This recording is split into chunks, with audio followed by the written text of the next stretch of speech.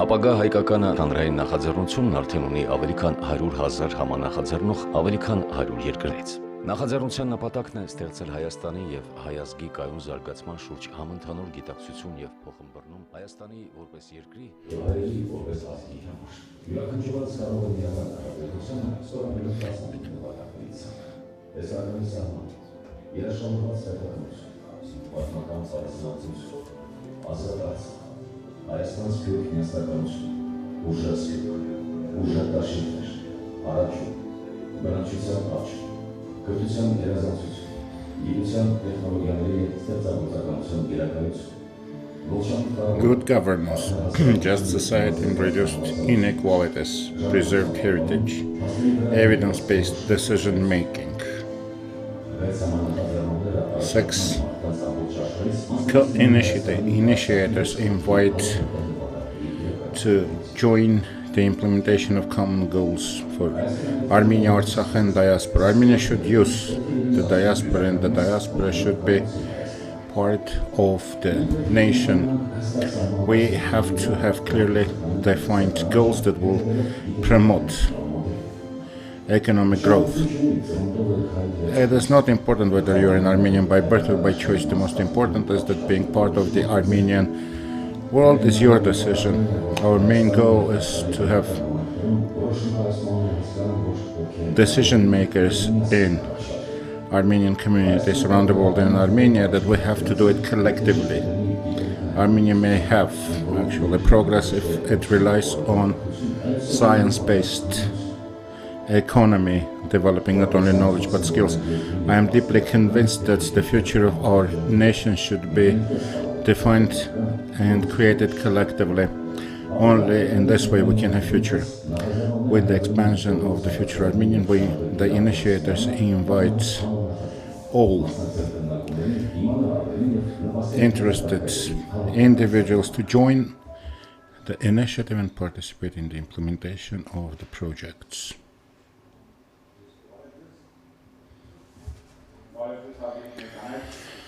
Good morning, dear participants.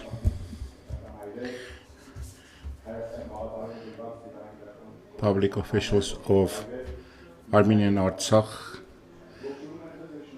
Your Eminences, thank you for accepting our invitation and taking part in this event. I would like to thank also for your support and trust in Future Armenia. The Future Armenian is entering a new phase since the initiative was proclaimed 15 goals.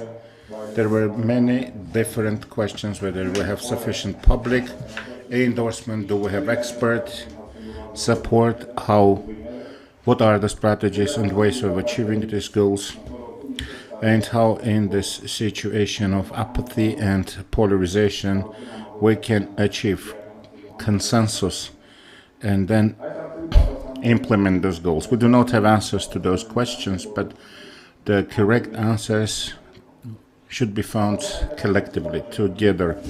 So the Future Armenian offers today a program which is unprecedented, probably in the newest Armenian history. From November 11 to November 13, 200 compatriots from Armenia, Artsakh and Spurk will come together in Armenia and will discuss 3 of the proclaimed goals of the Future Armenian. This convention of the Future Armenian is different from the previous Armenia Diaspora conferences because the participants are selected by casting a lot, and we have ordinary citizens which represents the mosaic or the miniature of the nation, representing different locations, gender and age composition, and different levels of education. This is the model that we have for civil citizens assembly. The world is entering the age of turmoil. The existing systems are unable to effectively sustain the challenges and respond to them. Societies are looking for ways out. Citizens' Assembly is one of such models. It provides an opportunity to overcome the polarization of society and come out of political deadlocks. So, they ensure proportional representation from different locations, from different age groups, gender, educational backgrounds, and they try to discuss key challenges and try to discuss also positive and negative outcomes of the long-term solutions. This has been successfully applied in Ireland, Germany, Canada, France, Scotland, and even at the level of UN. This model has proved its vitality in providing a forum for discussion of problems at the citizens' level. I think after this short movie you have even more questions than you had, but I hope that by the end of this event you would have answers to these questions, at least to the majority of the questions. We want to support dialogue in order to find collective solutions for the challenges and problems that Armenia, Artsakh, and Diaspora face, and to come up to joint solutions. And we have chosen this model of participation and engagement. We will have two panel discussions. The first one is about an event that took place about 1.5 months ago, which was actually replicating the main stages of the convention of the Future Armenian. It was a kind of pilot before we would have the actual convention. It is about Artsakh Forum, where we were discussing some democracy issues. And the second panel is about the convention proper, and we will discuss the three goals. I would invite now Nյութի from EVN to moderate this session.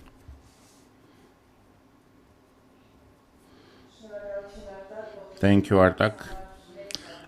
For me, it is a great privilege to moderate this session. In April 2021, we received an invitation to join this public initiative in order to collectively define our future Armenian. In case of receiving such invitations, we all first take it with some deal of doubt. Isn't it an other theoretical project that will never find any practical application? So later, the Future Armenian developed and presented to the public 15 goals. These 15 goals are called to promote collective responsibility, collective deliberations, and also promote collective action in order to serve the sustainable development of Armenian nation. And first of all, we are looking at solutions for the challenges that we have, and tries to use for these purposes this joint platform by organizing also some pan-Armenian discussions. The Future Armenia has initiated the Artsakh Forum, which Mr. Apitunyan referred to, and it was about one of the goals, the demographic growth, that was discussed during the forum. So in order to summarize the results of the forum, I would like to invite here the panelists. State Minister of Artsakh, Artak Beklarian.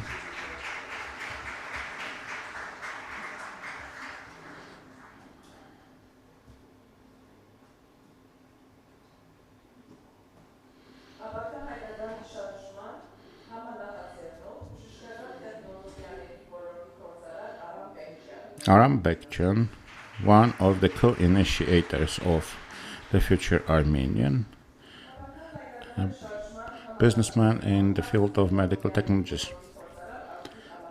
Artur Alaverdian, and other co-initiator of the Future Armenian and businessman in the high technology field, and Anahid Mkhitaryan, participant of Artsakh Forum. I would like to welcome all of you, and I would like to start with Mr. Alaverdian. Good evening. Mr. Alaverdian, why it was important to start the series of public discussions from Artsakh specifically? Hello. There are several reasons, and I will try to present them. First and foremost, independent and free Artsakh is one of our goals. It is part of our vision for sustainable future, and we see Artsakh free and independent. This is going to be in our focus. Secondly, Artsakh is the most endangered part of our homeland, facing many challenges and problems. Therefore, our initiative recognized the need to make Artsakh the core of our attention.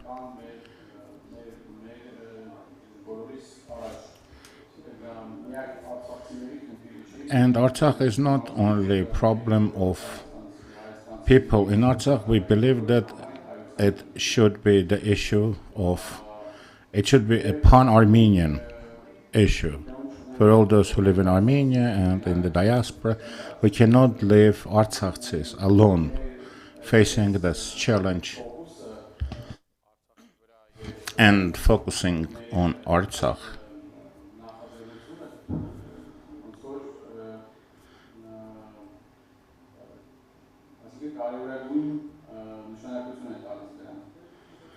By focusing on Artsakh, our initiative attaches greater importance to the issue. We have started in Artsakh, and I am happy to say that it was quite a success. We have heard a lot of responses from Artsakh, Armenia, and the diaspora.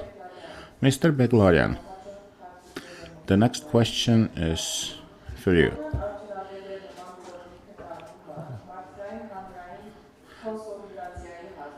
Was this forum successful in terms of human consolidation and public consolidation? Thank you very much, dear Maria. It was definitely effective because Mr. Alaverdian stated that the first event was organized in Artsakh. This was very symbolic and at the same time very practical. It was important not only for Artsakh but also for all Armenians. It was very effective in terms of the format. We have selected an inclusive and participatory format. So representatives from different segments of society, from different age groups, of both genders, from different social groups have had an opportunity to freely express their views about the current situation as well as about the future solutions. And it was very important as well as relevant for us to discuss specifically demographic issues, because we were looking at the future of Artsakh, Armenian future of Artsakh, and demography is one of its important pillars. Probably after the security, demography would be the second priority, and longer-term vision of our activities we have, stronger would be Artsakh. And it was also important that the Future Armenian, along with the government of Artsakh, organized this event. So it was a joint initiative, and with all other advantages, this was also an additional importance.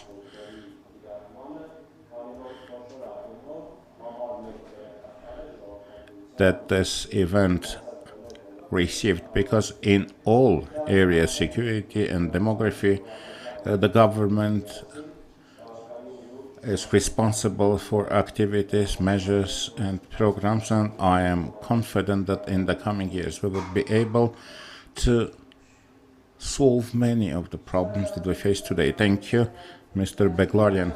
Now, I suggest to watch a short video about the work of the forum, and then I will ask another question to Mr. Beglarian. Now the video. In 1926, Artsakh population was 112,000 Armenians. In 139, 133,000 Armenians. According to the census of 1979, 123,000 Armenians. The land, the region, area, the state is Armenian as long as Armenians live there.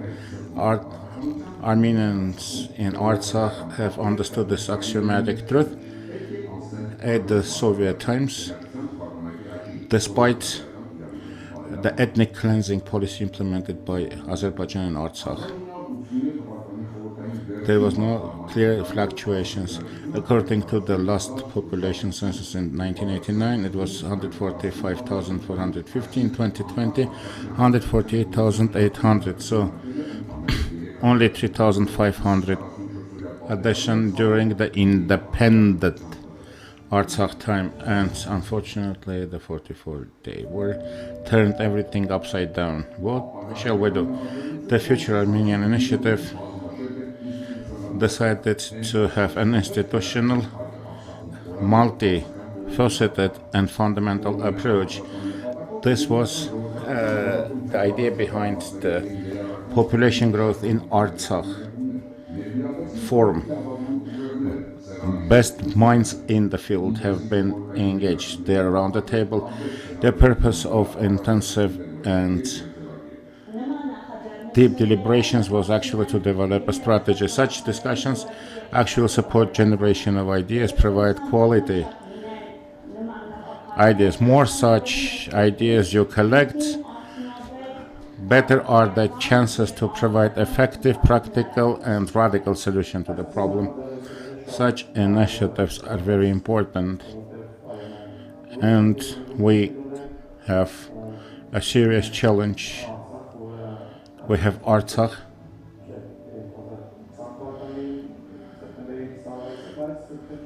We had Artsakh, which was independent and strong before up to 26th of September 2020, but we should not be disheartened. We have to continue our work and become stronger again.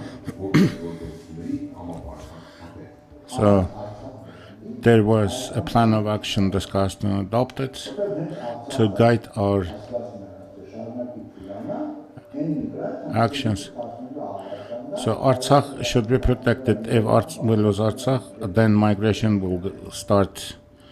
The people will start to migrate from Syunik, and then from Syunik to Vayotzor, and then to Arat, and we will get to Yerevan.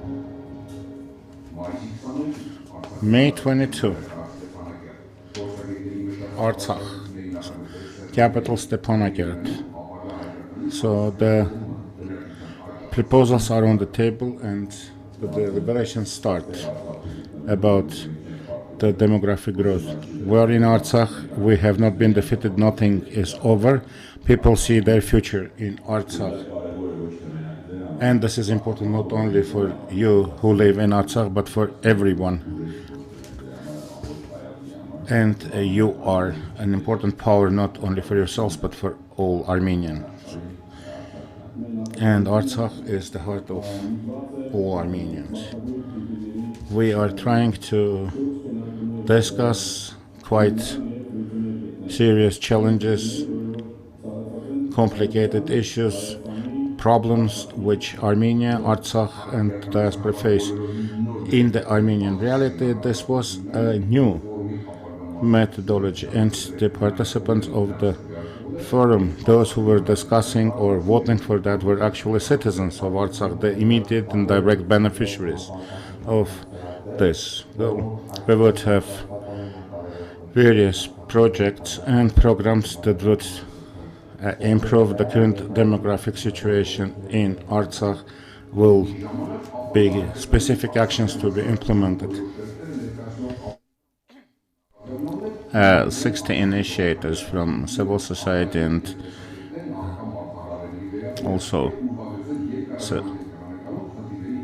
general public were discussing those issues in order to find sustainable solutions. I believe holding such forums, such fora is very important. It brings, first of all, new light into our lives, gives an opportunity for many people to express their ideas and then also to formulate programs that later on could be implemented or brought to life.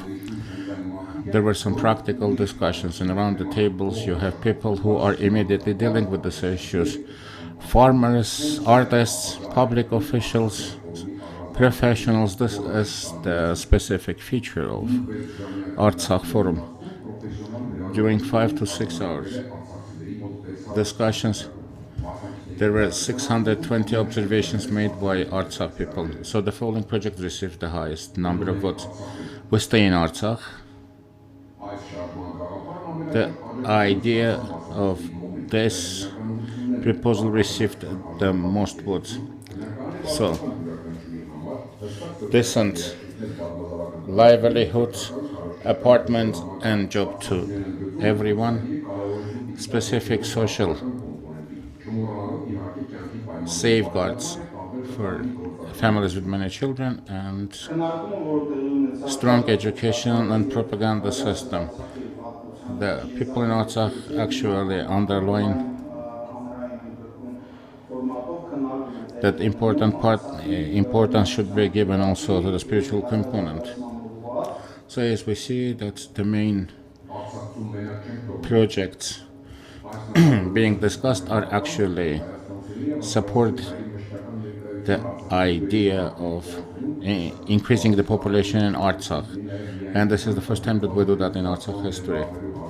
The next one is we don't leave people in Artsakh alone. People should be physically present here. They should come and support life in Artsakh, developing interesting tourist routes, organizing field trips and study tours for students in universities and in schools in Armenia to visit Artsakh and learn about Artsakh history and culture. So those projects have a great chance to become reality, and we have to retain whatever we have and also add up to it. And it is important that not only the Future Armenian deals with these issues, but also others should understand the importance of this project for Artsakh and Armenians.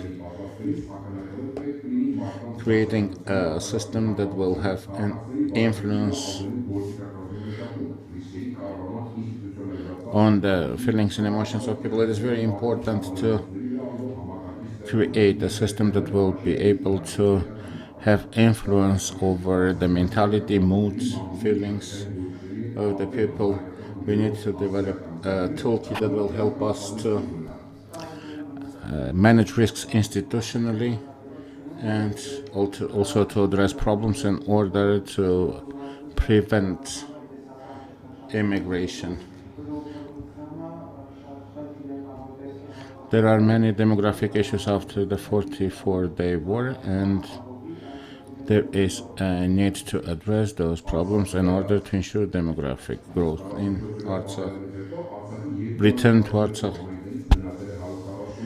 141 communities out of 242 remain after 44 days in Artsakh. And first and foremost, people from Hadrut, Shushi, and other communities that were displaced during the 44-day war should return to Artsakh, and conditions for that should be created by joint efforts of Armenia, Artsakh, and the diaspora. There were also others that have received endorsement.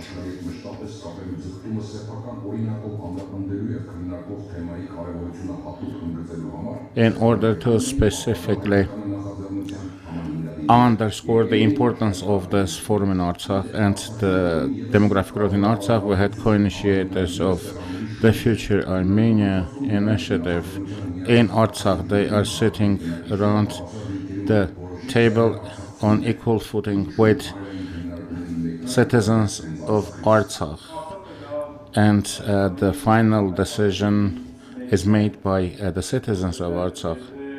Artsakh is one of the cornerstones of Armenian future.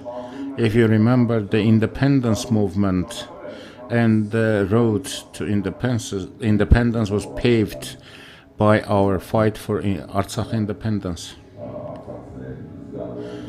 People in Artsakh should not feel that they're alone. They should know that people are willing and ready to be here to stand next to them, to support them. The most important issue is to ensure security of Artsakh, to determine the status of Artsakh, to provide livelihood to people. And there should be no one to dictate what they have to do. Most importantly, this dialogue, these deliberations should start between Artsakh and the diaspora. This is the future of the nation. We have to show that our future starts right here, and it starts when we join our forces.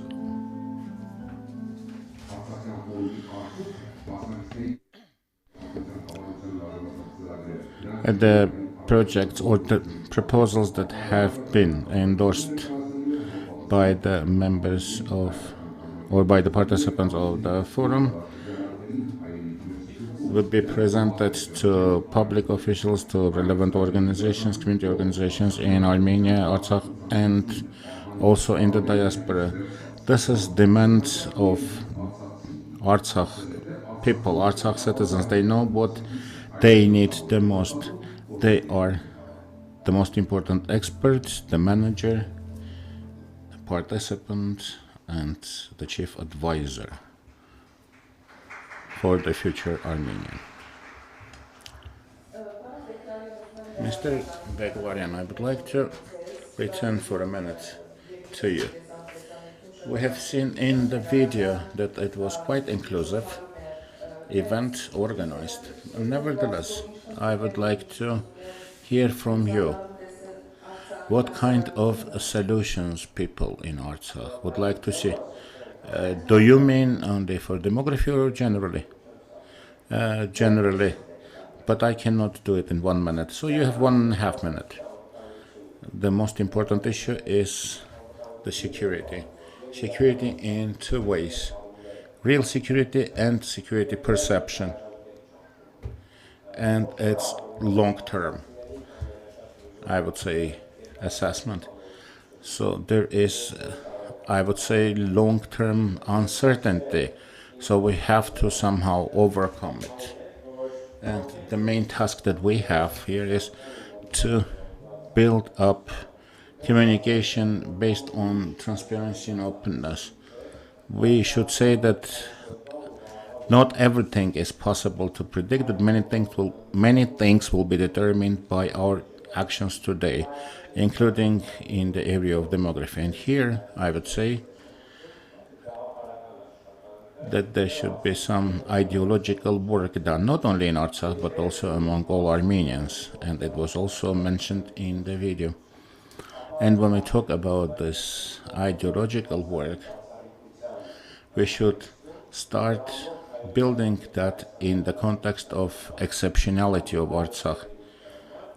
Artsakh has an exceptional importance and meaning for all Armenians, and We have cultural, demographic, historical, linguistic grounds for saying so.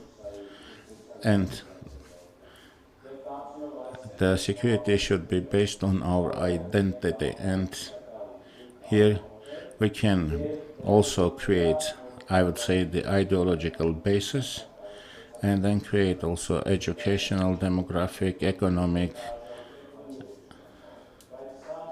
and other necessary conditions, preconditions in order to achieve success. And this requires some long-term efforts.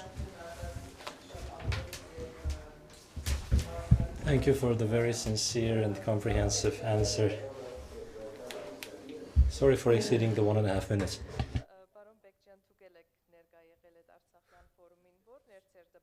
So, Pekcan, you were in the Artsakh forum as well. What was your impression of the forum and the participation of the Artsakhis? Hello. You know, the video contained quite a lot of information. A few emotional comments. Firstly, the road to Artsakh. I haven't been there for about a half year. Last time I was, it was an easy journey. There are some challenges, but it's not a huge problem. To me, I figured the problem of security on the road is perhaps fixed. Then we had a meeting on day 2 in the center of the La Francophonie with the students, and it was, to me, in the last few years, really a very pleasant meeting. We had lots of discussions. One thing I understood was that a nation with those students, that student body, hasn't been broken and would be probably very hard to break. A third one, a sadder comment, and as we said in the video, is the sense of abandonment. The people feel abandoned, and that perhaps also depends on us.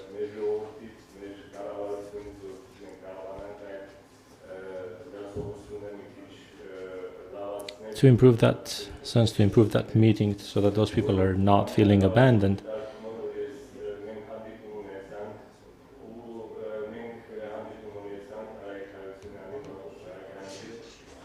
We had a meeting with հեղինակային and Pakosakyan. I was very pleased that the old and new government were sitting at the table next to one another, which is perhaps not feasible in the case of Armenia. That perhaps is one of the most important comments, that we should come together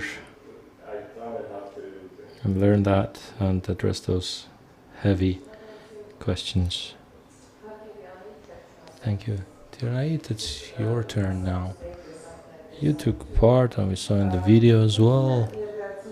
Can you please tell us what your expectations were of the event and your broader impression, your general impression? What was it? Hello. Thank you for the invitation. Thank you for the opportunity to be here. Thank you for the question. Having learned about the objectives of the initiative and the intentions of the founders, I learned from the social media, and I found the ones that I share, the ones that overlap with my goals, my objectives. You know, it was terribly hard.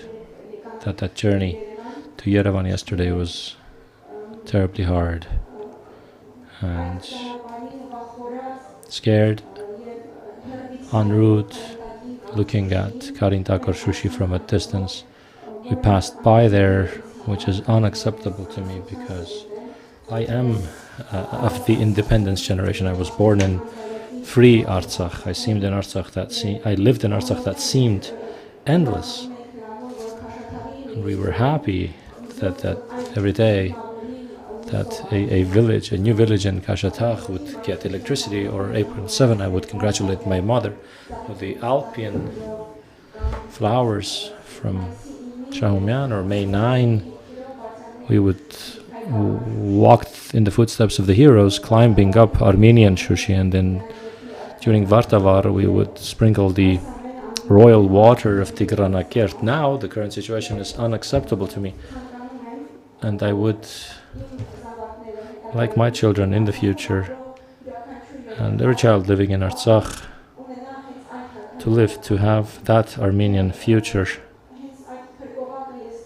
I saw the life-saving ring with the Future Armenian.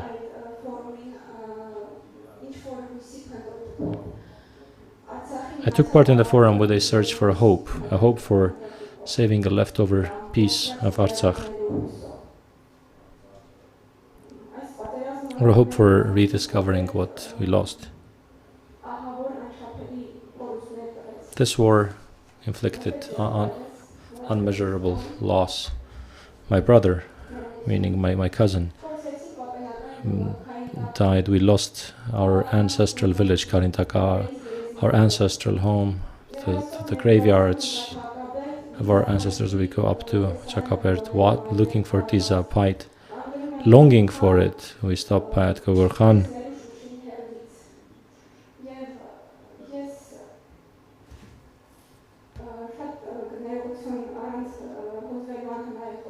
I'm sorry, as strong as you may be, it's hard to speak without emotions. And so I came to the forum to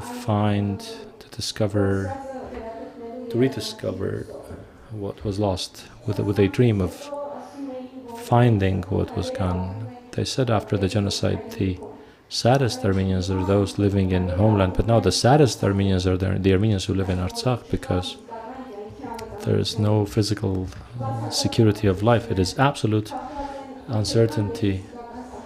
The mental and physical boundaries have been breached. Artsakhi's want, and I'm going to say something small, when they watch YouTube news, not to see Turkish language or enemy language ads on YouTube. The Artsakhis want to enjoy their summer nights, not running home to make it there by 10 p.m., but to enjoy their full evening. There's a Russian saying, the sinking have to save themselves, but in our case it's a bit more complicated, because for years, or maybe for centuries, lacking unity, lacking action, being egoistic, we've been in that swamp of idleness, and alone to pull ourselves out of that swamp with just our own hands will be very hard. We have to stand by one another. All Armenians, all Armenianness must put their will and power. Artsakh is the pill to salvation of Armenianness.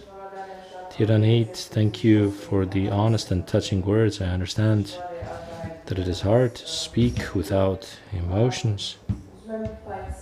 But I want to go back to Mr. Bekcan again, to the topic of the forum again, and it was about population growth. How important do you think it is to raise that very topic? You see some numbers around the world. In 1870 there were 3.7 billion people. Today we have 7.8 billion people. And in Armenia, in 1970 we had 2.4 million people. Today we have, in Armenia, including in Armenia and Artsakh, 3.5 million people for Armenia plus Artsakh. You can feel the magnitude of the difference. And if we say relative to 1990, we have declined by about 10%. I mean, if we look carefully, maybe even a greater decline, a steeper decline. We all of us have to work for the demographic issue so that people understand what it is, what is causing it. Demography and is not just one method. It's not just about increasing the birth rate, reducing mortality. There's a lot of aspects. It's about the prosperity of the people, the education of the people, about promoting the birth rate.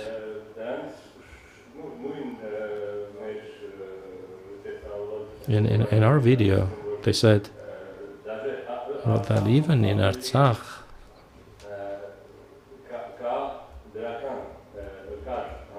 there was, in 1920, more of growth and a decline in Armenia. So the demographic problem, I think, is a very important one. And it's not just a matter for our government, it's a matter for all of society. Society needs to understand how important this is for our society. Business persons have to understand how important this is for the businesses. And the people have to understand how important this is for the future of the nation. That's why I think it is extremely important. One of the most important problems. Thank you, Mr. Alaverdian. A final question to you. As a result of discussions by the forum participants presented targeted projects and some proposals. How do you think we can effectively implement these projects, get these projects implemented? After the previous speech, I remembered for a moment the time when I was in Artsakh this last time. Right across from Shushi there's a mountain, and when you climb that mountain, the top of that mountain, you're looking at Shushi as if from above. To be productive, I would recommend all Armenians go there once, at least once, to take a look at Shushi, to experience that emotion. And I think then the rest, as we have planned it, the things we have planned, the plans we have, will be implemented faster and more easily. As we could see,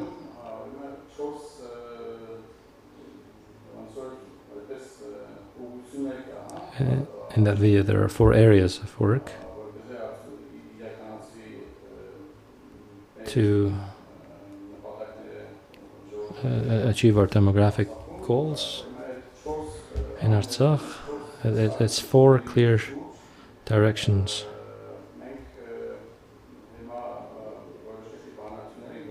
We're now negotiating with the different partner organizations.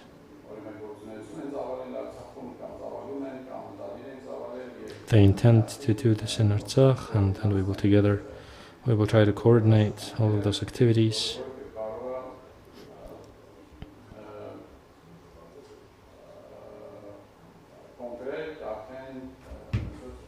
So that they can become specific projects.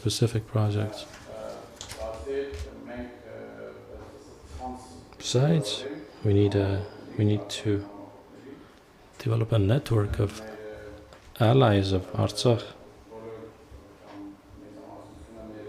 I hope that the majority, including the initiators of the Future Armenian and all the allies, can become members of that network. And we will try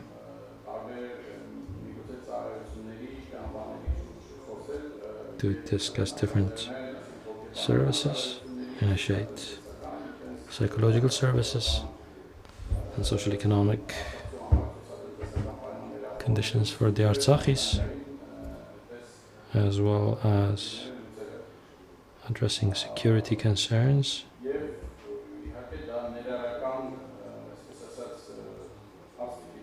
It should become an inclusive matter. It's not for one person or for one organization. Just by coming together and being together, we have to think, initiate a project and implement it.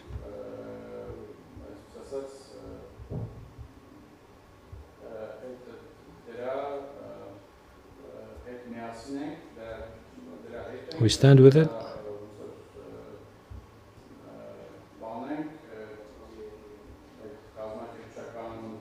We will stand by it. We want to see that as part of the organizational effort, and together we should be able to promote this cause. Thank you. It's noteworthy that the forum took place in Artsakh,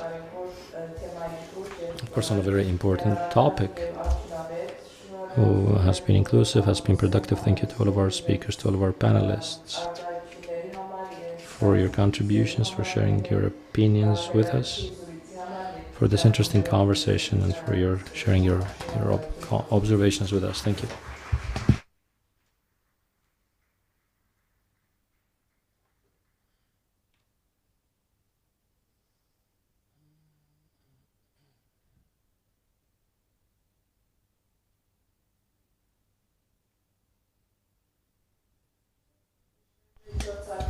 As was mentioned in the beginning of this event, during November 11 to 13, the Future Armenian first conference will be held in Yerevan, under a model of a civic assembly applied in Armenia for the first time. I want to draw your attention to the screen for a brief video dedicated to the Future Armenian.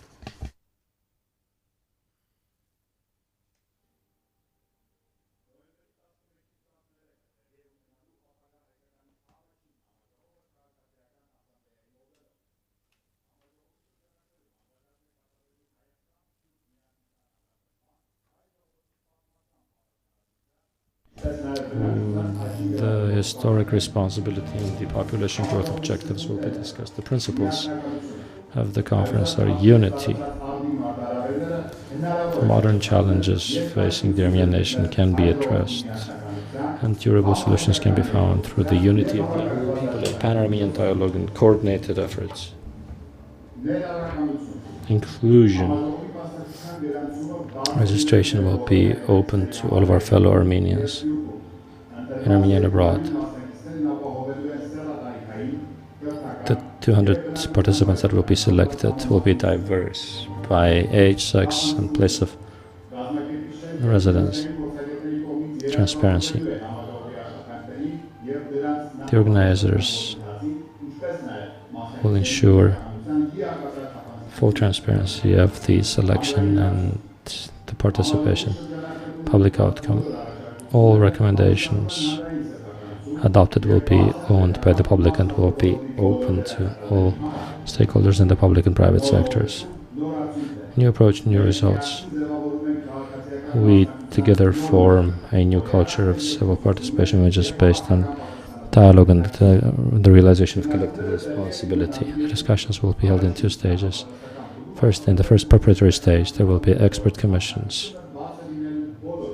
Participation will be open to all experts. In the second stage, based on the expert materials, the participants of the conference will discuss the existing problems and challenges and will adopt packages of recommendations aimed at solving them. To apply to participate, an application has to be filled in on the website of the Future Armenian or by telephone at 060-700-800 or convention.future.armenian.am by sending an email to that email address.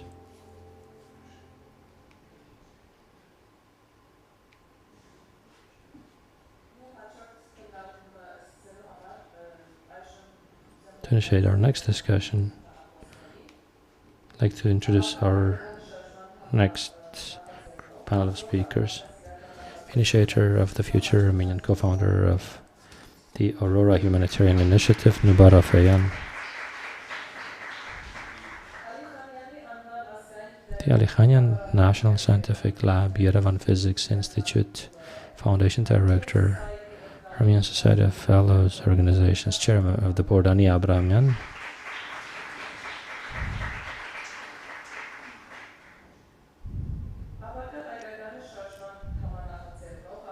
Co-initiator of the Future Armenian, co-founder of the Aurora Humanitarian Initiative, Ruben Vartanyan.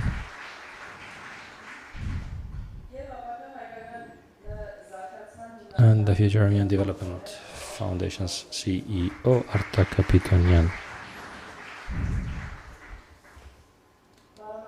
Mr. Rafeyan, my first question is to you. Turning to one of the topics of the conference, the Armenia Diaspora Unity, how effective do you think public discussions are as a format? Moreover,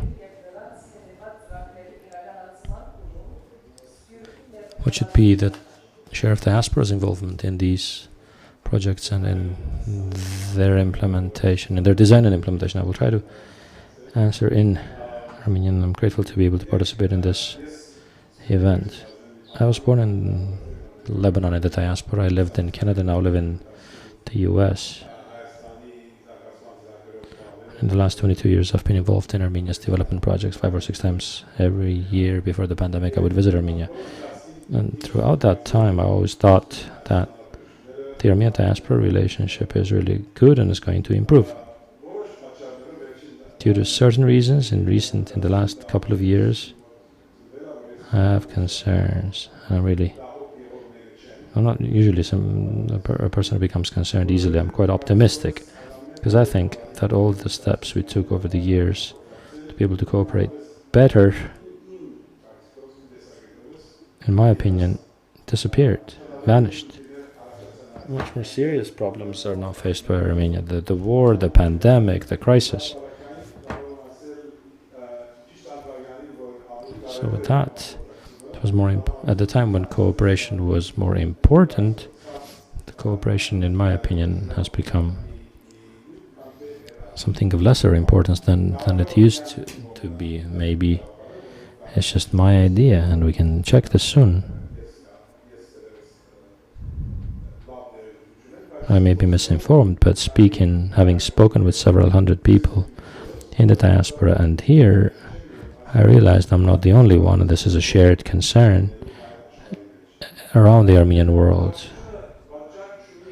And it doesn't have a cause. It's not like there's one step or one mechanism causing it. It just so happened that at this point in time, and this is a very important matter, for years I took part in various Diaspora Armenia conferences, and I always heard that expression, that Azerbaijan has oil and we have our diaspora as our oil. Maybe the diaspora is oil, but if you can't take it out of the ground and use it, then it will just remain a dream. And I think that material is something that we have to understand, and we have to understand each other and express the longing for each other so we can make greater progress. And so how do we do that? If that were just my hope and my aspiration, people would say, great, we toast to you, to your well-being.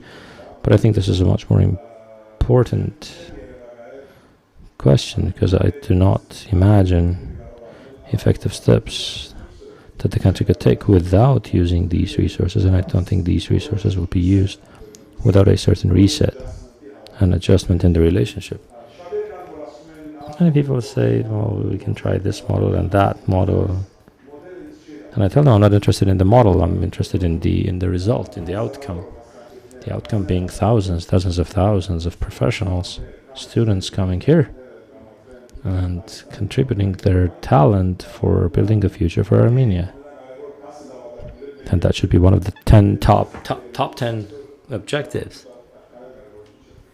Fluently is currently not seen as so important.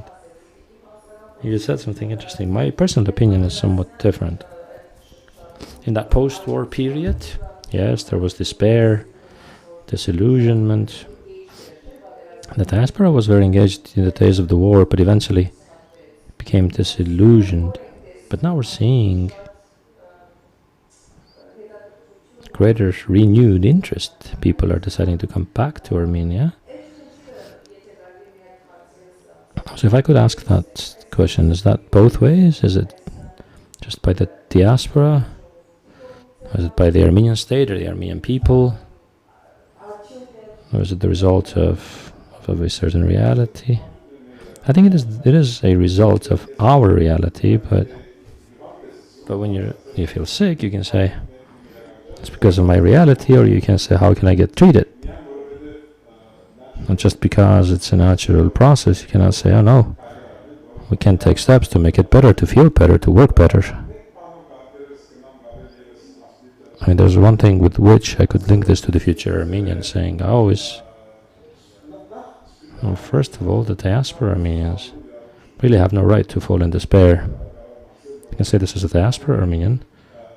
We are living generally in a much better, easier situation. So if we're going to make our contribution for the future of Armenia, then we have no right to fall into despair. But we have the right to demand a lot more, so that our contribution, our time, has much greater impact. Armenia's current problems since independence are so diverse, so numerous, so challenging that whoever the government is in the country, and 150% of any government would not be sufficient. We've been fighting a fire constantly in the last 30 years. The present requires the present politicians to constantly work on the present, so the diaspora Armenians can work on the future.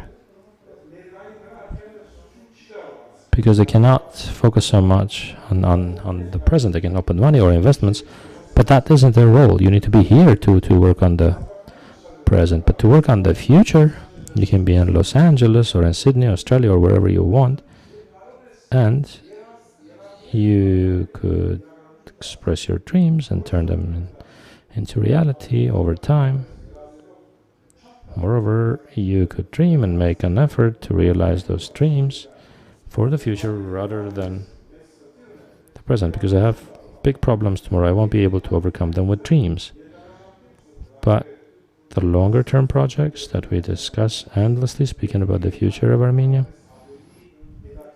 they need to be more interesting to the diaspora Armenians. If we can find that form for the present and the future for Armenia and the diaspora, to build bridges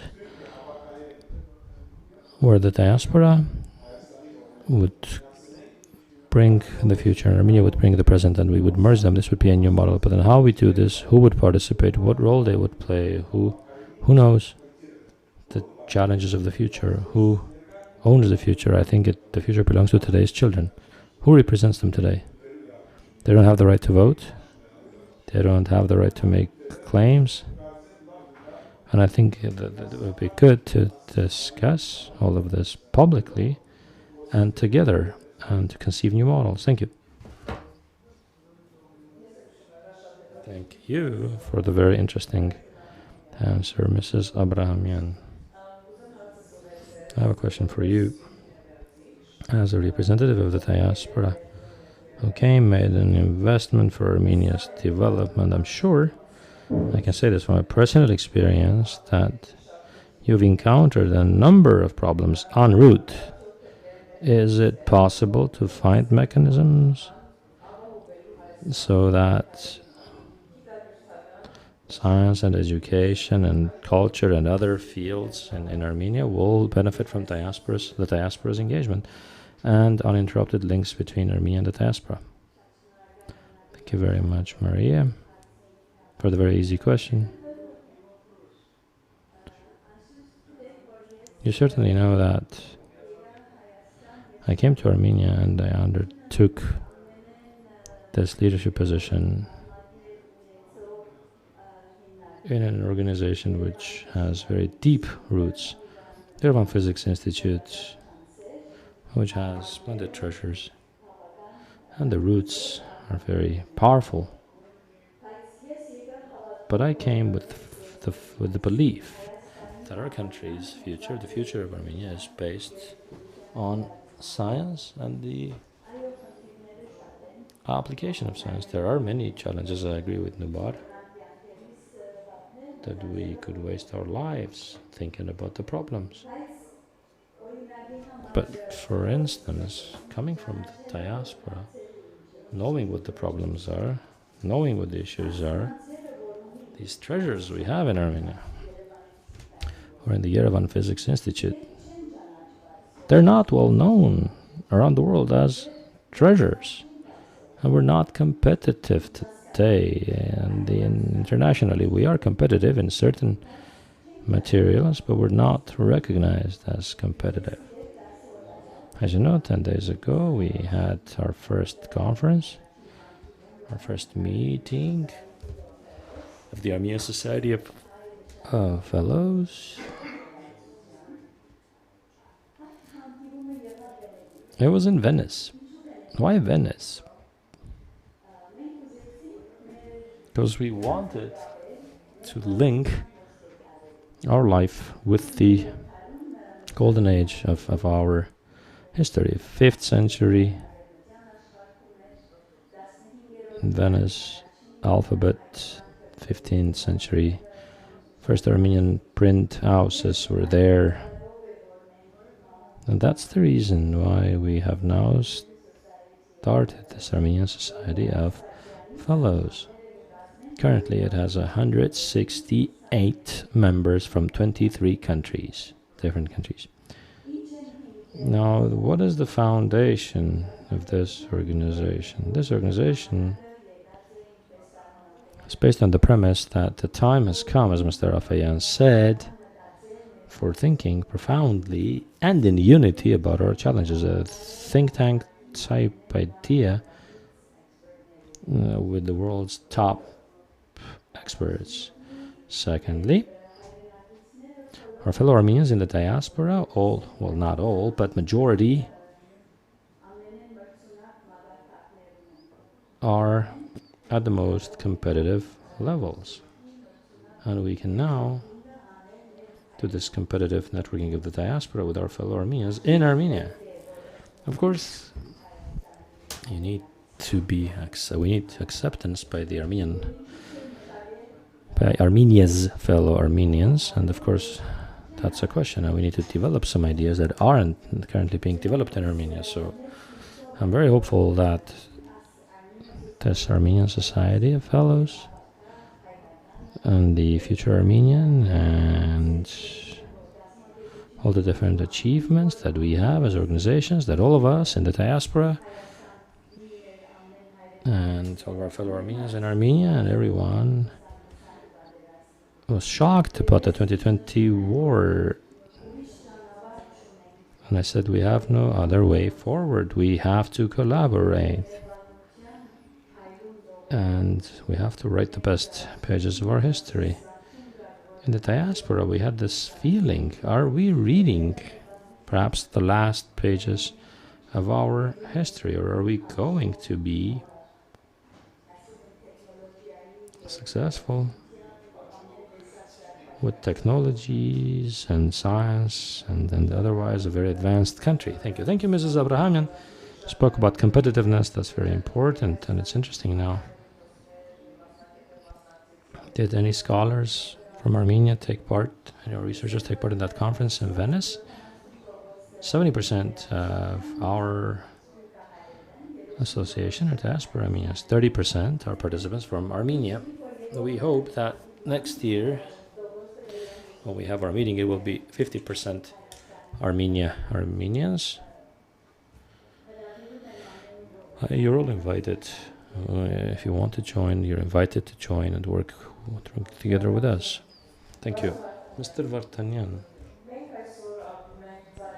We live in a situation of extreme polarization and a lack of cohesion, which intensifies our problems and makes it harder yet to find solutions. Now you're promoting a model which is based absolutely on dialogue. When you're saying dialogue doesn't happen, how do you imagine this in the present reality? Thank you for the easy question. As Anna said, first off, I want to welcome all of you and say what we're doing is very important. In the last 20, 21, 22 years, we've been on this journey with Nubar. Whenever Nubar says something, he says people have to write this down, because every day he says wonderful new things. He comes up with great new ideas, and he says we have problems of a deferred future. Our problems don't allow us to think about our future, so we just postpone, defer our future, and we have to unfortunately accept that. 20 years we try to talk about the future. They say, when are you finally going to do something? And implementing these projects, we see that a lot of people are lacking faith about the possibility to discuss the future. I'm optimistic. I want to share the good news. I mean, the good news is the world isn't in a crisis. The world is just changing under a very different model. And I'm sure that in that model, whatever we're discussing now, that change will lead to huge change in our society. Let me explain this in a short time. Who is a successful person in the Armenian world, in Armenia? Who was a person who had some property that they obtained lawfully or otherwise? They had to defend that property. And within that model, there's no concept of collaboration. You need to be strong by law and the street game and defend your property. And the full model of collaboration didn't work. In the last 10 years, slowly we're seeing a new reality. People were laughing and saying, if you're so smart, why aren't you rich? There was no respect for education or greater respect for the godfather-godchild relationship or the marital relationship. That type of networking was really conceived as the way to fortify the family. But now we have a new reality in the 21st century, in this new decade, that to succeed, it turns out you need a very different approach. I mean, we're learning new words in tech, and we're not understanding how much change this is causing: co-sharing, co-living, co-working. The words are all indicative of one thing: collaboration, co-living, co-interaction. Armenians are a very practical nation. Well, as soon as we see knowledge is important, we'll invest in education. I think that this new change in the 21st century will bring to us a new reality where you see we need this, not only because we have this. Oil, although I don't like it because oil burns away. Let's call it solar energy, because it's reborn. It's not a one-off consumption thing, and it's a renewable. So our power is the renewable type power. Our model now has that power that we can use because it does good. CRISP or Pixar or Service Titan or Synopsys, all these companies that are based in Armenia. And that's enormous change, and we're not feeling it, but it is happening. That's why I'm sure that this new leadership we started will bring success. It's not just our dream or our requirement, it is the reality, and it's coming, and you can't succeed otherwise without collaboration. Thank you. You said we're a practical nation. I don't know how practical or emotional we are, but don't you also think that we really don't want to see the good? We focus more on the bad. And great change is really occurring today.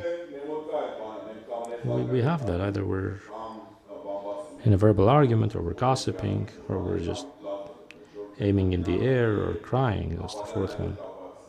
about discussions of the future, quite hard. I come to different meetings and I meet different people, and the same in Artsakh.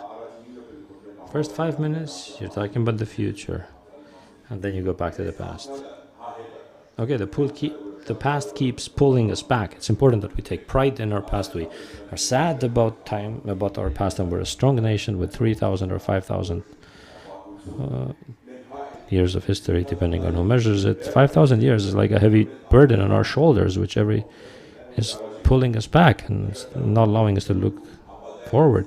And that's very important, that you have to be optimistic about the future. Nubar just got today the honorary doctorate degree, and that's what he was saying. He said, as a scholar, as a scientist, as a business person, you have to be optimistic. If you're not, you can't do anything. You need optimism, looking at the future, and we keep looking at the past. Of course, it's causing us to be sad, because in the past, you remember things that happened a long time ago. The Tigran the Great times, which is another illusion, although we don't understand that was just for 60 years and it wasn't really very Armenian. But we need to understand that in the present situation, the only option is to look to the future and not to look back. Thank you, Mr. Rapitonyan. Your turn. In the conference video, clear principles were outlined, which sound very nice, but I would like to ask you to give us some details about the mechanisms for implementing these principles. Thank you, Maria. That was indeed a detailed presentation in the video, but I would like to elaborate on a couple of details. Of course, the first one of our principles is unity, which is a cornerstone of the future Armenian. The understanding being we need a joint effort to overcome this crisis. We need to build our future together, all of us together, in the Republic of Armenia, in Artsakh and in the Diaspora. But in connection with this, there's also that the expression of unity will be attendance in the conference. It will be 50% Republic of Armenian Diaspora and 50% Diaspora. 100 participants from Armenia and Artsakh, and another 100 from the Diaspora. The breakdown should be even, and it's important to have the involvement of the whole Diaspora, with as many countries covered as possible, and of course not covering only countries, but also covering the breakdown between the Diaspora communities. The second important principle is transparency. We need to try, to the extent possible, to secure transparency. How are these participants going to be sought? In the selection of the participants, we will bring in specialized companies who do that, and it will be publicly broadcast to make sure that nobody asks any questions about how the conference participants are selected. The third important principle is inclusion. It must be emphasized, and it means inclusion from not only all the communities, but in the case of Armenia, we need to have inclusive involvement of not only the capital city and the large cities, but also having appropriate inclusion from the regions, the remote regions, and that's very important, so that the participants of the conference represent the whole nation. And we're not as romantic as to think that one conference will be enough to change the mindset in Armenia or the Diaspora, but I think implementing a new culture where people can have different opinions, belong to different poles, have different views, and still come together around the table and to try to find the common denominator and to address problems affecting their future. Jointly, this could build or bring to Armenia an important culture. Thank you. Thank you. As a final question to all of you, a terribly difficult question. Mrs. Abrahamian said people were asking whether we may be reading or writing the last few lines of our collective history, I want to ask you about historic responsibility. In your professional judgment, what is the Armenian nation's historic responsibility today, and what challenges do we face? I'll try to give you a short answer with just two ideas. Firstly, by the diaspora Armenians, I think we have to change our way of thinking. From preserving diaspora Armenianness always to protect Armenianness, we always wanted to preserve diaspora Armenianness, and 30 years have passed, we have still not been able to change. Hani and others are here, certainly. And it's also, firstly, in my opinion, historic responsibility. By keeping Boston as Boston, we won't eventually succeed in this. And secondly, this is my opinion, I've said it elsewhere, I think that I got that idea during the centenary of the Armenian genocide. And how can you reverse the word genocide in English? There isn't the antonym of genocide. There's no antonym to death. I mean, birth is not the antonym of death.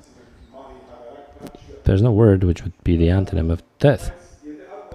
But if that's the approach to the genocide topic, then I think we should see that the genocide had two consequences. It took many lives, but worse yet, and we're still seeing it in 100 years, the others have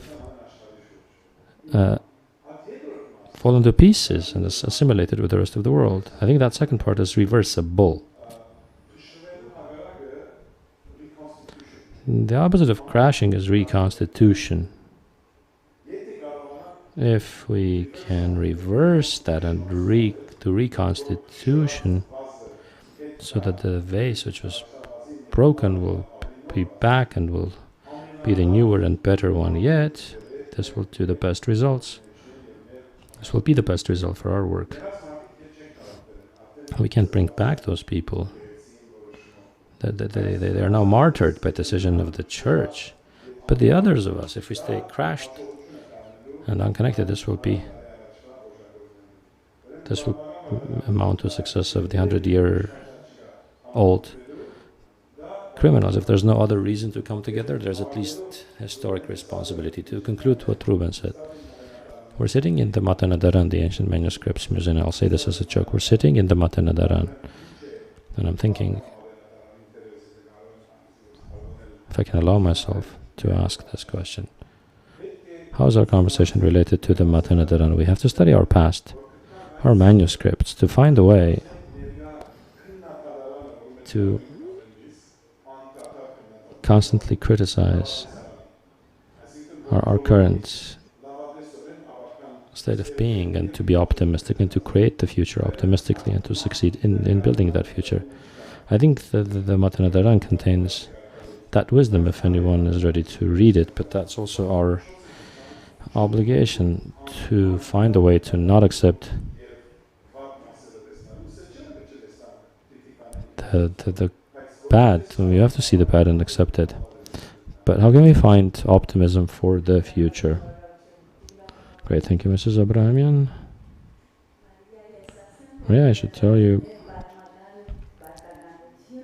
our historic duty is to succeed, to prosper, and to reach the highest levels. When I was a graduate student, whenever I was invited to make an international presentation, I thought, what right, Ani, do you have? Your great father, your grandmother came from the desert, can't read or write in any language, don't know Armenian. But then, when I became a professor, I'm sure that it's our duty to succeed, to prosper, that's our obligation. We cannot fall in despair. We have no right. Thank you, Mr. Vartanian. I have 3 points on your question. First, I agree with Ani. I encountered for the first time the thing what Pur's founder Lee Kuan Yew, we were dining, he said something interesting. He said, for us, Armenians are exemplary white people, educated, literate. In Armenia, in Singapore, he said Armenians, and that was their example of a successful white person. And that was very important to me. I understood that we really have had a unique history, and for us, education and knowledge have been so important. And for me, to preserve it is very important, and respect towards Armenians need to be restored, not as the best merchants or the best comedians, but respect towards educated Armenians to again serve as an example and a model for everyone. Secondly, Artsakh. I want to come back to Artsakh. Artsakh, to me, is a red line, not because of pieces that we may have lost. We have to overcome the victim ideology. We have to realize we're a winning nation, not a losing nation. And Artsakh is important, not just for the new situation that was created after 1988, but because we were victorious. We lost many people, but that sense, we had that sense of victory, and not the one of victim, always being the victim and demanding help from the others. That's very important. We have to feel the taste and a victory. It has to be in our DNA. We have to know that it's our duty to win and not to lose, and we cannot lose. And then the 21st century is our century, because in the 21st century we have all the advantages, the networking. If we cannot use our advantage now, it's our responsibility to those boys who died, who are not here, and unfortunately they've died in the battlefield in the last 30 years and during the genocide. It's also our responsibility to our children. They're going to look us in the eyes and say, how did you lose Venice, Jerusalem, Artsakh, or Armenia? It's a great responsibility to the other generations, because we have a responsibility as a generation looking to the past, respecting, remembering the past, and also looking to the future to understand in this 21st century we should again be the example of a successful winning nation that is helping other nations, making investments that benefit the whole world and not just their own country. Thank you. Mr. Apitonian. Thank you. I think that we have discussed quite a lot of details already, just a few comments. For the Armenian people, the historic responsibility has many layers: survival of the genocide, the Armenian diaspora duality, which increases, which adds to that responsibility, then emphasizing that the rights and obligations are mutual, which hopefully will very seriously be discussed during our conference. But as Ruben said, the most important responsibility, the historic responsibility, is to take what we have from the generation of the ancestors and to add something to it, to pass it on to the future generation. I think that is the sense of duty for all the generations, but in the present situation for our generation, I think it is a more acute need. Thank you. Thank you to all our panelists. We will now open the floor for our guests to also ask questions. You can raise your hand and we will bring a microphone to you if you have any questions or comments.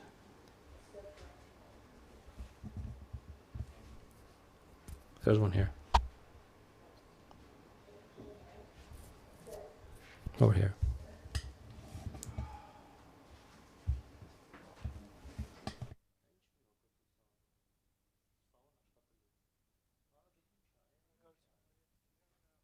Thank you.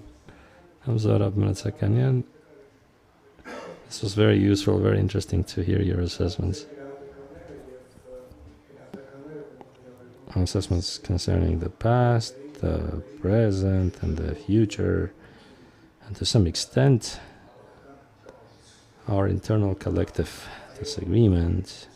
The future does matter, but the past is the foundation forming our value system, but it's also of relevance in the sense that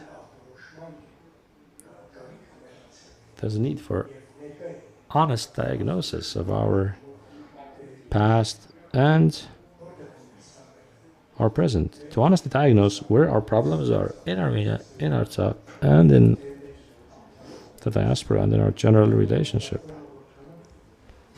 In that sense, the platform which you've initiated, and I've always said this, I very much admire and I appreciate your persistence in your work, in your initiatives. So how useful will the platform be in making such assessments, making an honest diagnosis? The second one has to do with the future, because the 21st century really gives rise to a new vocabulary, new language in social and public state life, however it is built in any country here or elsewhere. But then there are some fundamental pillars around which societies and states choose to build their milieu. And so some of these pillars, will these pillars need to be addressed in your discussions, including fundamental pillars for state life and public life as democracy, freedoms, rights, the rule of law, which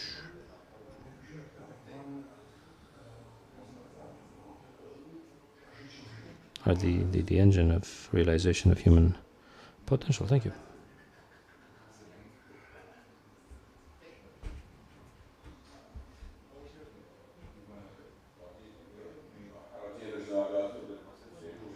Thank you.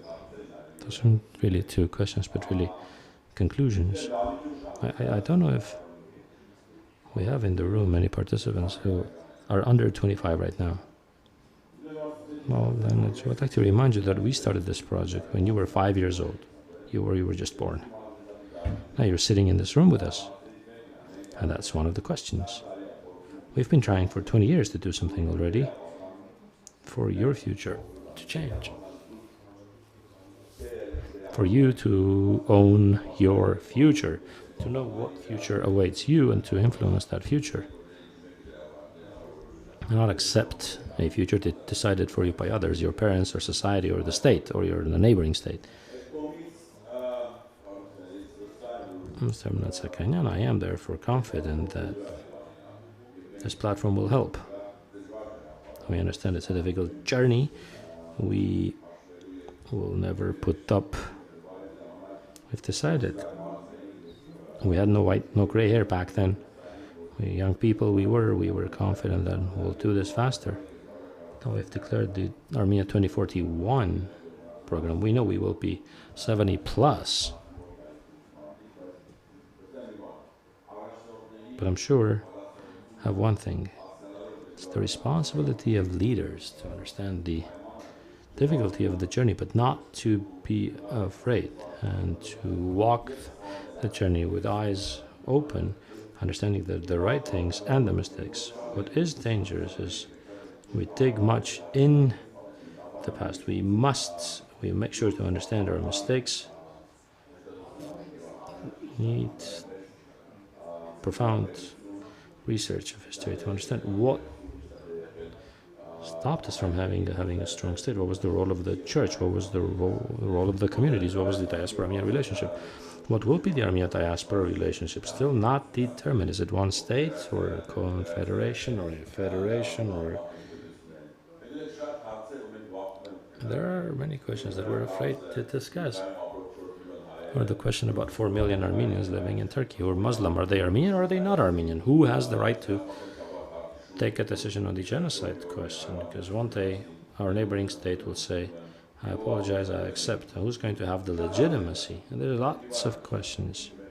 But I'm sure what we've done with Nubar 20 years ago, what we're doing, we have to understand our responsibility towards our nation, towards our state. We have to not be afraid of discussing these issues. Understand that we've not only had mistakes, but we also had achievements in those 20 years and move forward. And that's where we stand, and that's one of the important pillars that will help us to overcome this crisis. I don't see another way besides building faith. If we don't believe each other, it won't happen. To have faith, we need a simple, honest, and professional approach to the relationship. We need a vision for the future to deliver what is the national and what is the universal. There are many unanswered questions.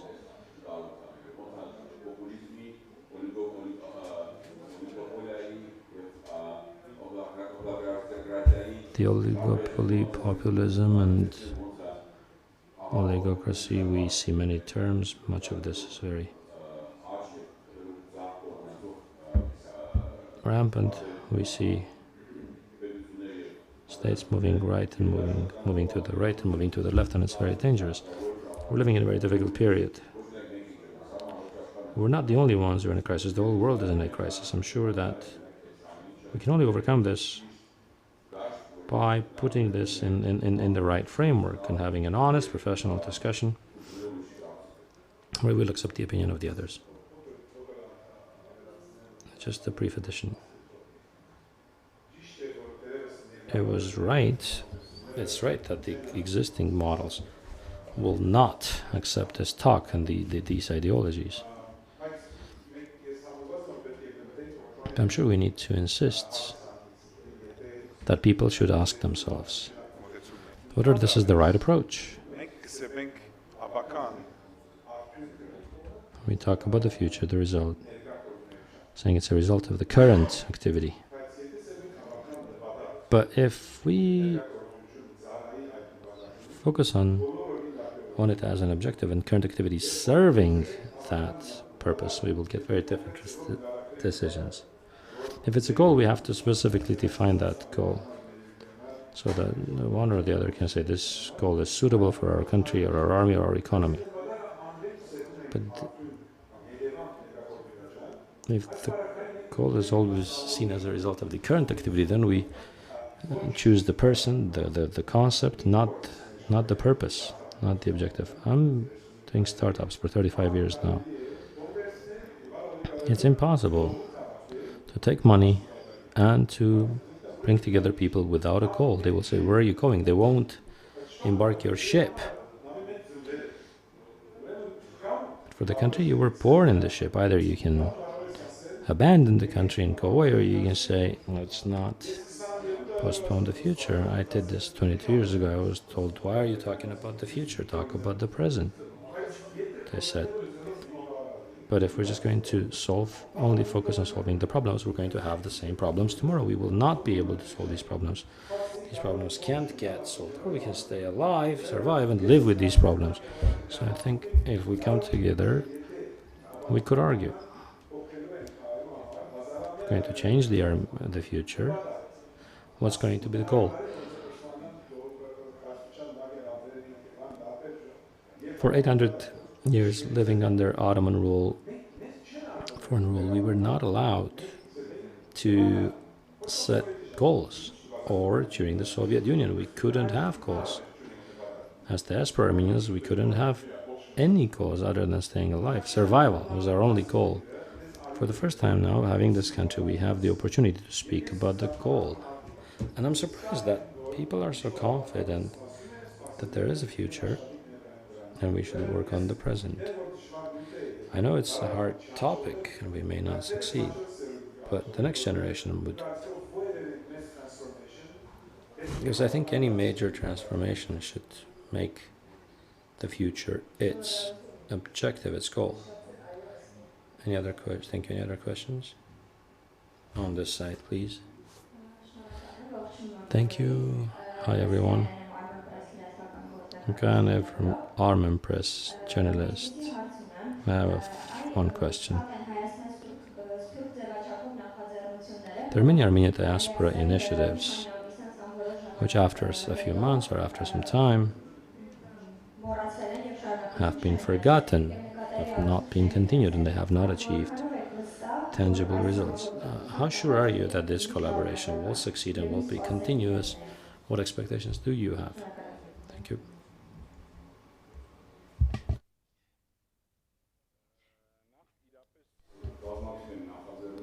There are indeed lots of initiatives, current initiatives, and there are organizations which are already active in Armenia for several decades, 2 or 3, and then there are new initiatives, one of which Mrs. Abrahamian just mentioned. And then, of course, you have the traditional formats, such as the Armenian diaspora. We have to currently use all of the possibilities and create a synergy so that we truly succeed.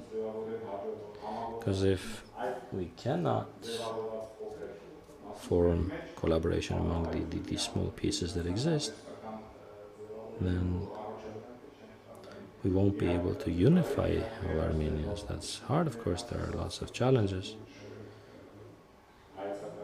including very important conceptual disagreements, personal disagreements. But I think if the goal is clearly defined, the goal of the conference is clearly defined, if transparency is secured, if integrity, honesty are secured, then I think we could succeed. If these 3 conditions are met, there can be more conditions, but with these 3 conditions met, I do see a chance of us having a truly successful collaboration between Armenia and the diaspora. Let me give you a different answer to that. Last year, we celebrated 20th anniversary of Armenia 2020. 12 years ago, we opened the Tatev ropeway in Tatev. 8 years ago, we started the school intelligence. For 7 years now, we have the Aurora Award. We have an Iron Fast climate turn platform. What else do you need to hear? That we're not just saying toasts, but we're starting and doing things. We've said things, we've done things in the last 20 years. Everything that we could. And we've made mistakes. Not all of our projects have succeeded. But in those 20 years, we've done it so many times. We hopefully brought faith by building the best bank in Armenia, the best building in Yerevan, restoring the best churches in different places. All we said was, we're not just talking, we're doing. No, it doesn't mean that we can't fail. We might fail. But I'm sure that what we've said and done allows us to look you in the eyes and say, we will try all the way through, and we hope to do it together with you.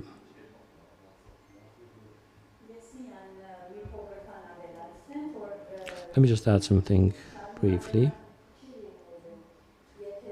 It would not be sustainable unless the concept is accepted.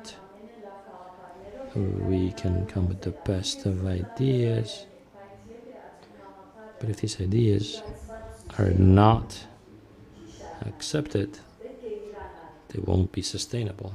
They need to be taken ownership of. Let me give you a different answer. I am certain that success cannot be found without the readiness to fail. So you have to be ready to fail. I'm not described many of the failures to achieve future success. That's fine. But if you endlessly doubt, well, what if you don't succeed? Then nothing would have been ever tried.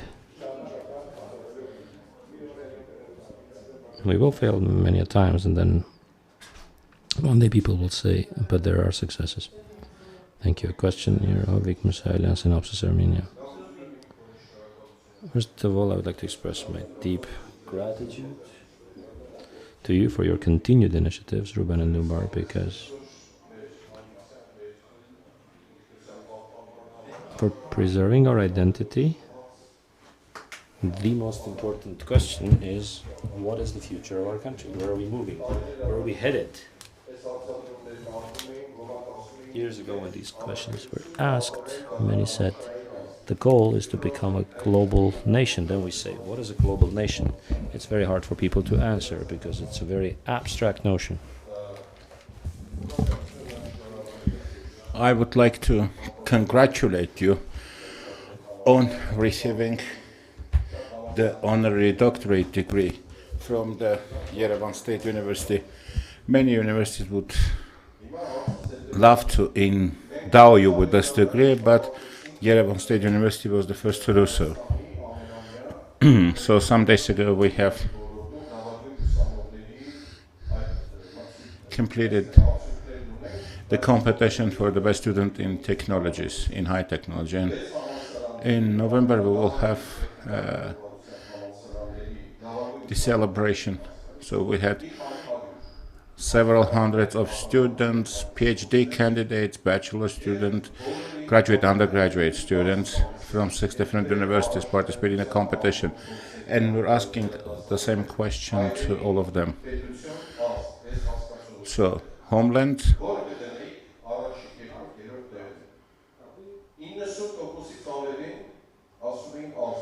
what would be the priority, state, homeland, or nation? In the order of priority, 1 or 2% have said the state, 7-8% homeland, the rest nation. If you do the same poll in developed countries, like in the United States, they would say probably the state. Nation would be second or even the third. So don't you see a problem here? We talk about the future. Ruben is talking about the fact that the future is that the future belongs to a generation of those who are now 25. So don't you think that we have a problem here in terms of priorities? Yes, we do have a problem. But I believe moving from the third to the first place is a big achievement. If we have people who would be able to become leaders of the future, they would probably also develop and balance those feelings and priorities.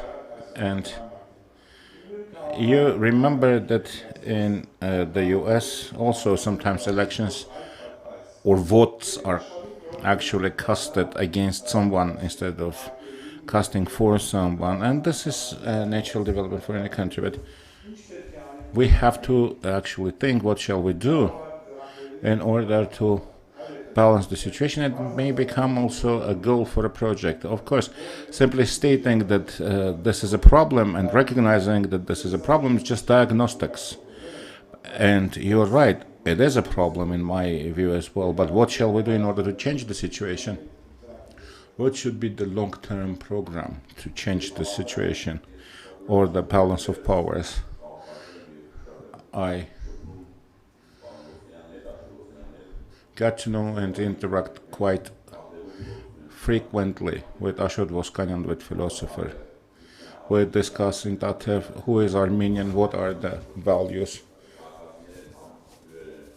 who are the people who reside in Armenia. We have not only Armenians but also Russians and Yazidis. Who are the tourists visiting Armenia? Those are issues which we are not discussing often. And for 600 or 800 years we had no state, we were weak.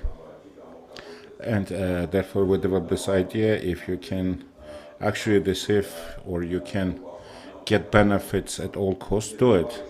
So this was a development. So when we say power or authority, the head of the state is not bearing any responsibility to ensure the security, safety, and well-being of the country, but they rather become rulers, and this is a very dangerous mentality. And I believe we have not wasted this 30 Yes, we have paid a very high price. We have lost lives. We had losses. But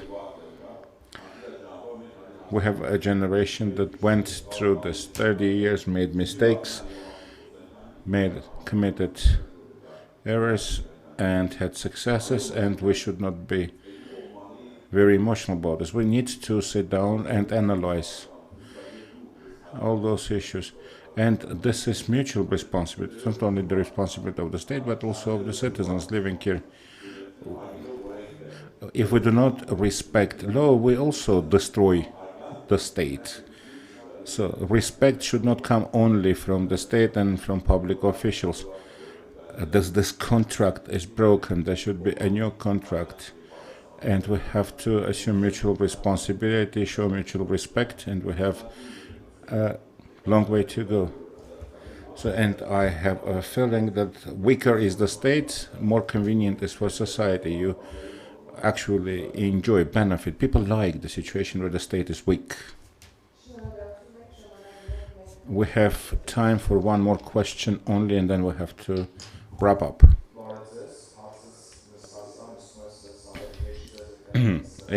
I will ask my question well said that I'm obsessed. It is about the implementation with all respect. I really enjoyed the talk. I also appreciate the fact that we're discussing those issues, but I would like to know how do you envision the next phase? How you are going to implement the ideas? Are there any specific plans or not? And how can we contribute to the implementation of ideas? Thank you very much. If you have noticed, the process of the convention has the 3 stages. We have expert discussion phase, then there would be second phase, public hearings, when the public is developing own position, own understanding of the issues, and the third one would be the implementation phase. We have to work with private and public institutions in Armenia and in the diaspora, with individuals, with benevolent organizations which are interested in the development of Armenia and Armenians. And we have to also work with the international donor community in order to do a very targeted work based on the goals that we have proclaimed. It is a difficult task, but if we're able to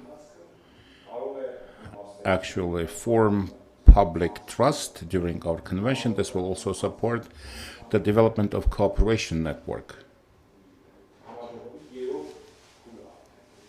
This would be the phase that would follow the public discussion deliberations phase. It is a difficult journey, but I believe we can achieve that goal. We can hear one more question.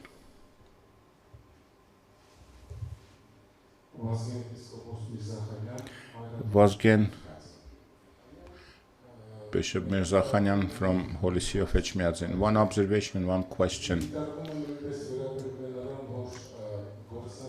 My observation is about the fact that we have to invite to such discussions representatives from a relevant public authorities, different branches of power, executive and legislative, because government programs should be formed also on the basis of such deliberations, and for the future it would be better to have them present. We discuss issues related to the diaspora, but we have no representatives from the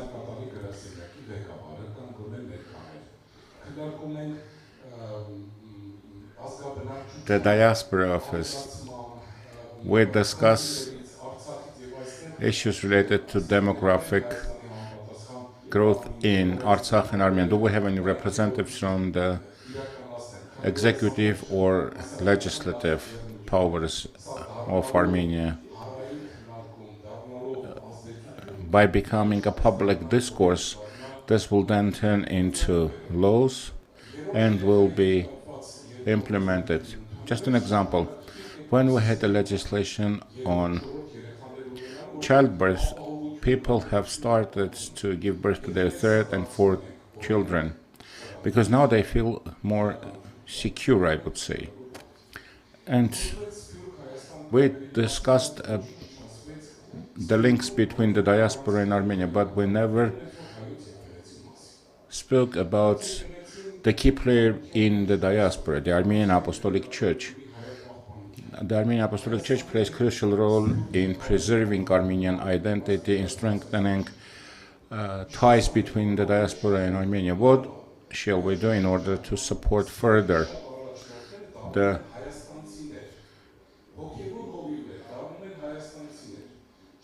church? And now we have more and more Armenians from Armenia becoming prelates and primates and parish priests in the diaspora. So you cannot rule out the possibility that very soon also in Constantinople and in Jerusalem we will have patriarchs born in Armenia. So we have to make efforts in order to strengthen the links between the diaspora and Armenia. And I would like to, of course, commend and welcome this initiative. I know for a long time both Messrs. Vartanyan and Nobarafeyan from the times of Armenia 2020. So I welcome you and I pray for the success of your work, joining others who pray for your success. If you would like to say anything about what His Eminence has said, or no, if no, then we can wrap up. Thank our panelists for a very interesting talk, and this much. Thank you.